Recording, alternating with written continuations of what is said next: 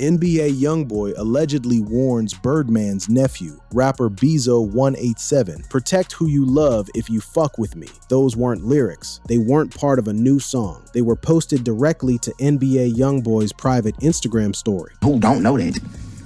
Nigga know that. Protect who you love if you fuck with me. And the timing immediately raised questions, because just days earlier, Bezo 187 publicly revealed what he says members of NBA YoungBoy's crew did to him inside a studio, ambushing him, beating him so badly that he nearly lost his life, leaving him on life support for 7 days, and later speaking out about the entire incident in a podcast interview. One question immediately started circulating online. Was NBA YoungBoy finally responding after years of silence? Because if that's true, then this feud is far from over. That post didn't come out of nowhere. According to Bezo, the real story began 6 years earlier, inside a studio where he says he was ambushed and left fighting for his life. Bezo wasn't a random face in NBA YoungBoy's world. Bezo 187 is Birdman's nephew, and in both the music industry and the streets, that name carries real weight. It gave Bezo access to circles most people never get close to, and it's how he ended up moving through NBA YoungBoy's camp in the first place. He had his own people, his own connections, and he believed his position inside that environment was solid. You know, when you ever heard the shooter need a shooter? They get to the point of shooter need a shooter. That's how they get, like, it get that serious in the field, like the shooter need. So it's to the point I need me an entourage. What Bezo didn't see was how fast that position could disappear. According to Bezo's own account, the people he brought into YoungBoy's circle started moving without him, pulling up to link with OG3 directly, building relationships inside the camp while Bezo wasn't in the room. And the moment he started asking questions about what was shifting around him, that curiosity got read as a problem. In an environment that runs on suspicion, being perceived as a problem doesn't come with a warning. So is that what led up to the studio incident? Yeah, basically played. It was like, man, come to, it's like, yeah, come do some music. They took you to the studio. I ain't even. Bezo received an invitation to the studio. YoungBoy was supposed to be there. OG3 was supposed to be there. Normal visit. He walked in. YoungBoy wasn't there. What was there was the one person Bezo already had tension with, and the second that tension became visible, the room shifted. People appeared from other rooms, from behind, from corners Bezo hadn't clocked when he came through the door. What looked like a one-on-one confrontation revealed itself as something organized, something planned. Bezo was surrounded. The attack that followed put him on life support for 7 days. Man, I was getting pistol whipped. Man, I was getting pistol whipped. No, man. How long was you on life support? I was on life support for 7 days. 7 days. And I was in the hospital for 12 days. I had to learn how to walk and talk again. And one of my eyes was blind, my side, because that was just from the brain. From the brain, you control everything. So after surviving, Bezo expected Birdman, his own family, to step in, to say something, to make it clear where the line was. Instead, Birdman went silent, and when Bezo took the story public, interviews, Instagram lives, sit-down conversations, Birdman reportedly cut him off entirely. Not the people connected to what happened, his own nephew. So Bezo 187 kept talking on his own, and the more he talked, the harder this became to contain. Well, so you was in the hospital, and this is the time we're gonna go back to Birdman. This is the time where you talked to Birdman. Did you? Yeah, Bird came on FaceTime. He actually came with YB manager with Fee Banks. Right. Yeah, with Fee. Right, and that's the situation now. Birdman was pretty like, man, YB, this happened to you. I'm riding with you because you family. Man, yeah. But then what changed Birdman, man? Everybody tried to see like, oh, it was because of the Street Juice interview I did. Because Bird really just one of them who just like, all right, and I understand him. And a lot of times you're right, like, all right, if it's a gangster situation, we're gonna keep it in the streets. See what I'm saying? And he right with a lot of that's the laws we grew up on. And I ain't bothered by them laws. So I feel like he turned his back So he told you supposed to keep it in the streets. He did tell you that you did have a conversation with him about it. Know who he is. We ain't talk. That's what I'm telling you, OG. After I got all like, man, that nigga ain't reach out to me, man. I was at the Hot Boy reunion tour in New Orleans. I walked up on him and everything. That nigga told me, not right now, never. I can't tell you, man, you did me bad. That nigga told me we gonna talk. That's what he told me, like, we gonna talk, not right now. That's the backstory. Now here's why it's exploding again in 2026. As Bezo continued speaking publicly in interview, NBA YoungBoy eventually broke his silence. Not through a song, not through a statement, through his private Instagram story. He appeared on camera talking about moving through New Orleans alone, no security, jewelry on, completely unbothered by anyone or anything. And then came the line that stopped people mid-scroll. Protect who you love if you fuck with me. Man, I done been on tour. I done been in downtown New Orleans. I'm talking about hop out the car, run down the street by myself, no security, with my hoe watching me. Man, if I ain't mistaken, I've been everywhere. I'm not worried about no dead ass or no nigga thinking they gon' fuck with me or do me something. I don't wake up with that type of energy. I don't walk out the house or nowhere I sleep thinking like that. So I ain't got that to worry about, man. Fuck you. Man, you fuck with something, I'm gonna fuck with something. Who don't know that? Nigga know that. Protect who you love if you fuck with me.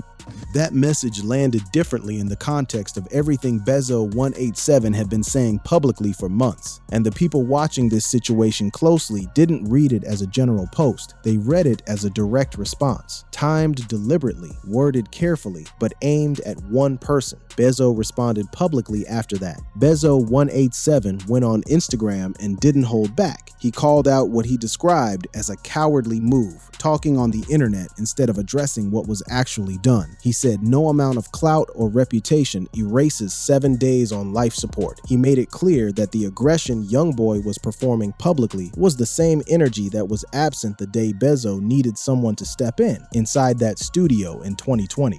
I'd rather flash out on the internet than admit that he fucking wrong, nigga. You snaked out that fucking boy. That's the fucking problem. Nigga got all that money, but you still a fucking little boy, man. Man the fuck up, nigga. Stop that fucking crying on the internet, nigga. You know what you did, a nigga, bitch. We're just gonna leave the family out.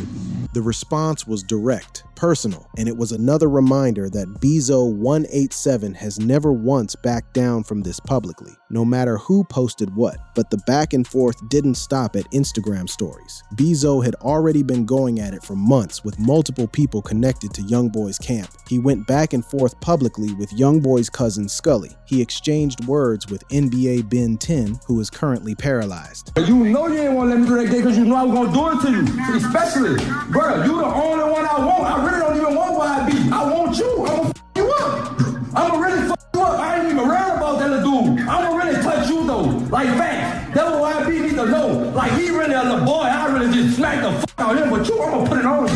Man, that's all I got to say, Scully. So I'm going to see you, dog. You don't want to give me the address. You don't want to give no drops or nothing. I'm not about to sit here and argue.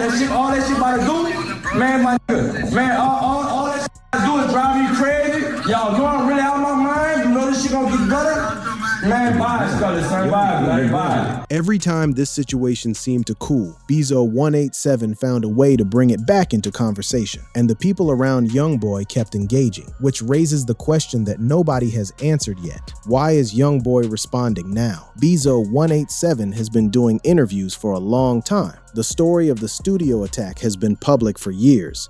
So what changed recently that made NBA YoungBoy decide that silence was no longer the right move? Was it the volume of recent interviews? A specific clip that circulated? Something said that crossed a line internally? Nobody on either side has given a clear answer, but the timing of that Instagram story, dropping in direct response to Bezo 187's recent media run, suggests that something specific triggered it. And then there's the music. YoungBoy released tracks including Tears of War and 187, both of which, according to people who analyzed them closely, contain language aimed directly at Birdman's camp and at Bezo 187 specifically. Betrayal, fake loyalty, warnings that don't leave much room for interpretation. YoungBoy wasn't being subtle in those records. He was putting the conflict on wax. On the other side, Bezo 187 has also dropped music, alongside people connected to Birdman's circle, responding to YoungBoy through records the same way YoungBoy came through his. Both sides turned this from a social media exchange into a documented, recorded beef that now has a paper trail across multiple platforms, and through all of this, Birdman has still said nothing. Not a post, not a statement, not a single public word about any of it. His nephew spent 7 days on life support. The people allegedly connected to that attack are publicly active and visible. Bezo 187 has been telling the story for years, and Birdman, who has the relationships, the history, and the influence to say something, has chosen silence every single time. 6 years later, Birdman's silence has become part of the story itself. In a situation this public, staying quiet is a decision.